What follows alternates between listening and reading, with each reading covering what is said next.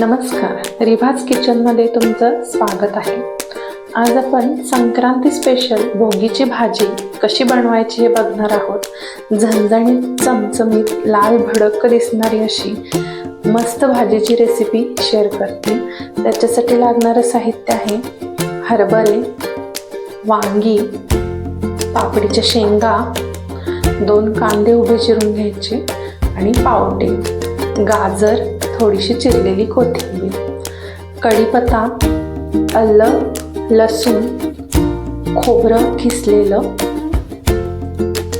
थोडेसे शेंगदाणे आणि तीळ 4 चमचे, जिरे 1 चमचा. आता आपण तीळ आणि जिरे भाजून घ्यायचे. त्यासाठी मी एक भांडं गरम करत ठेवलंय.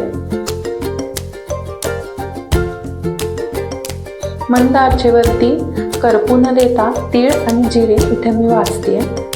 ते थोडंसं भाजत आलं की त्याच्यामध्ये खिसलेलं खोबरं घालायचं आहे आणि हे सगळं चांगलं भाजून घ्यायचं. आता हे भाजून झालंय. भाजून झाल्यानंतर एका मिक्सर जारमध्ये हे मिश्रण काढून घेतलंय मी आणि त्याच्यामध्येच जे शेंगदाणे घेतलेले आहेत ते सुद्धा घालायचे आहेत आणि याचं छान असं मिक्सरला वाटण करायचं आहे. तर बघू शकताय वाटण करून तयार झालेलं आहे. नंतर ज्यामध्ये तीळ भाजलेले त्याच भांड्यात मी कांदा भाजून घेणार आहे.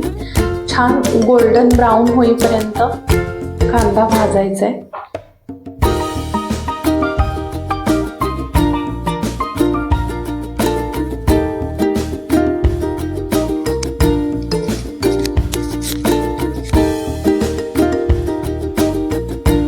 आता याच्यामध्ये 1 चमचाभर तेल घालायचं आहे. त्यामुळे आपला कांदा छान भाजला जातो. चांगला गोल्डन कलर आल्यानंतर चिरलेली कोथिंबीर घालायची आणि सगळं एकत्र पुन्हा भाजून घ्यायचं.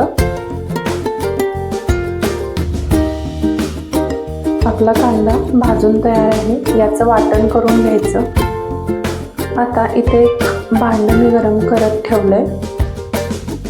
त्याच्यामध्ये तेल घालायचं आहे. थोडंसं साधारण 4 चमचे इतकं तेल घालायचं आणि आता आपण पहिल्यांदा जिरे मोहरीची फोडणी देणार आहोत. मोहरी तडतडली की जिरे टाकायचे. त्यानंतर कढीपत्ता घालायचा. नंतर आलं लसणाची जी पेस्ट केली आहे ती घालायची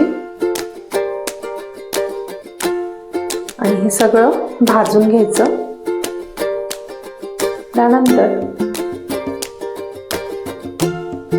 आता इथं आपण जे वाटण करून घेतलेलं आहे ते घालायचं, कांदा आणि कोथिंबीरीचं, आणि सगळं छान भाजून घ्यायचं.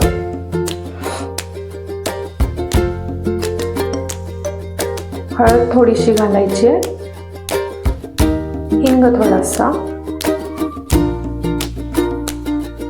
आणि हे भाजून झाल्यानंतर आपण ज्या पापडीच्या शेंगा चांगल्या चिरून घेतलेल्या आहेत त्या घालायच्या. त्यानंतर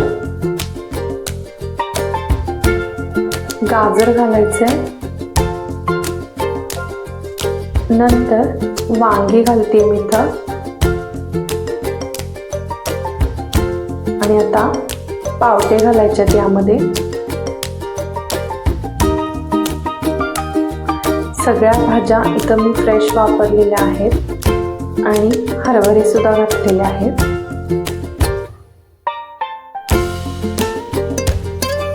थोडंसं मीठ चवीपुरतं.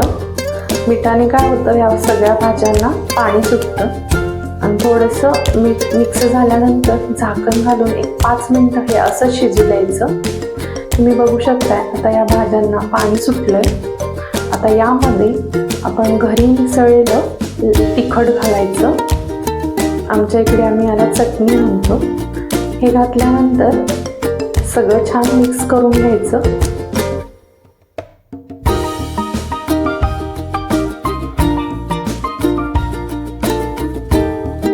नंतर तीळ, खोबरं आणि शेंगदाण्याचं जे वाटण बनवलेलं ते यामध्ये घालायचं आणि सगळं मिक्स करायचं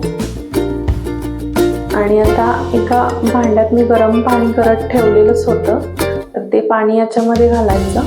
पाणी गरम घातल्याने काय होतं, मसाल्यांची चव अगदी उभारून येते आणि आपलं जे काही आपण भाजी आमटी करतो ते छान होतं. आता थोडा वेळ हे झाकण घालून ठेवायचं आणि त्यानंतर आता तुम्ही बघू शकताय आपली जी भोगीची भाजी आहे ती तयार झालेली आहे. तुम्ही इथं बघू शकताय आपलं